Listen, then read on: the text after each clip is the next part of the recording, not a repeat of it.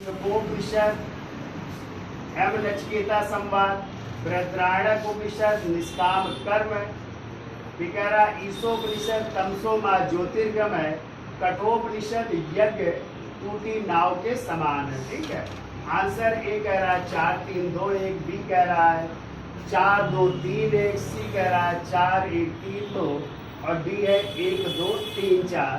तो चलिए चर्चा कर लेते हैं। तो आपको पता है मुंडकोपनिषद से क्या लिया गया है? तो मुंडकोपनिषद से ही यज्ञ को जो है टूटी हुई नौकाओं के समान बताया गया है। यानी यज्ञ क्या है?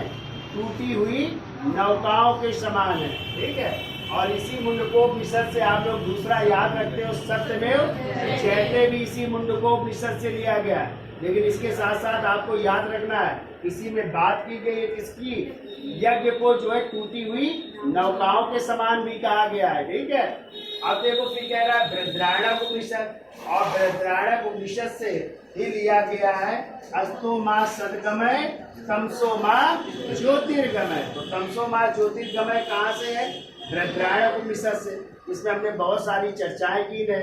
ठीक है, इसी में याज्ञवल्क्य गार्गी संवाद है जो जनक के दरबार में शास्त्रार्थ हुआ था, जिसमें गार्गी ने पराजित किया था ना। बहुत सारी कहानियां। फिर ईशोपनिषद में जानकारी मिलती है, पता है, गीता के निष्काम कर्म के सिद्धांत की।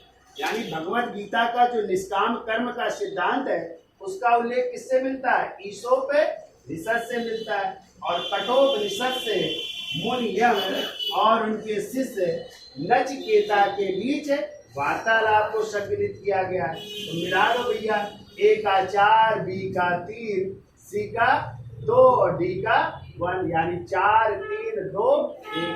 तो कौन सा है?